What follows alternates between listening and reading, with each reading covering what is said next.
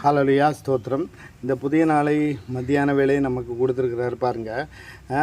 நம்ம இந்த உலகத்தில் மாயையான உலகத்தில் பார்க்குற எல்லா காரியங்களையும் இச்சிக்கிற உலகத்தில் நம்ம சில காரியங்களை செய்யணும்னு நம்ம ஆசைப்படுறோம். ஆனால் கர்த்தர் தேவன் இயேசு விரும்புகிறார். முதலாவது தேவனுடைய ராஜ்யமும் அவருடைய நீதியும் தேடணும். அடுத்தது பார்த்திங்கன்னா இயேசுவை பின்பற்றி அவரை பற்றி பிரசங்கிக்கணும். மூணாவது பார்த்திங்கன்னா தங்களை தாமே கர்த்தருக்கு ஒப்பு கொடுக்க வேண்டும். நாலாவது பார்த்திங்கன்னா முதலாவது பாத்திரங்களின் உட்புறங்களை சுத்தமாக கழுக வேண்டும். பாருங்கள், எந்த ஒரு காரியமாக இருந்தாலும் அந்த உள்ள நம்முடைய சபை என்கிறது யார்? நம்மளுடைய சரீரம். அந்த சரீரத்தில் உட்புறம் நன்றாக சுத்தப்படுத்த வேண்டும். பாருங்கள், 2 கொரிந்தியர் 5வது அதிகாரம் 17வது வசனத்தில் சொன்ன, கிறிஸ்து நமக்குள்ளே இருக்கிறாங்கன்னா பழையவைகள் ஒளிந்தன, எல்லாம் புதிதாகின. அப்போ எல்லாம் புதிதாகும்போது நம்ம பாத்திரங்களின் உட்புறத்தை, பரிசுத்தமாக இருக்கக்கூடிய சரீரத்தின் உட்புறத்தை நம்ம சுத்தம் பண்ண வேண்டும்.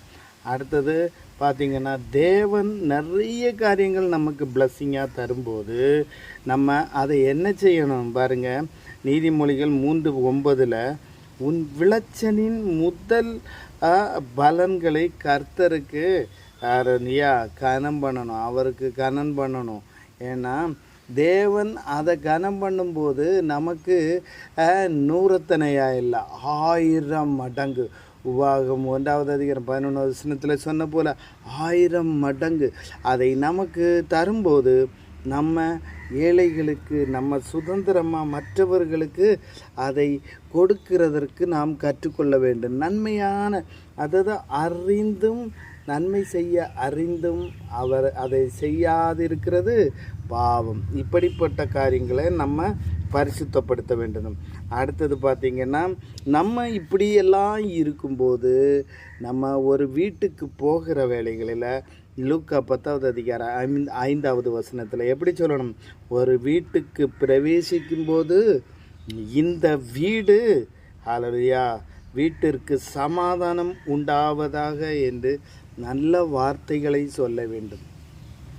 எல்லாமே இந்த வீடு இவ்வளோ பெருசாக கட்டியிருக்கிறானே அப்படி அல்ல, இந்த வீடு இவ்வளோ டைல்ஸ் போட்டிருக்கிறானே அப்படி அல்ல, இந்த வீடு மார்பு நோட்டு போட்டிருக்கிறானே அப்படி அல்ல. உனக்கும் ஏசப்பா வேறு லெவலில் ப்ளஸ் பண்ணியிருக்கிறாரு. அப்போ ஒரு வீட்டுக்கு போகும்போது என்ன சொல்கிறாரு? இந்த வீட்டிற்கு சமாதானம் உண்டு.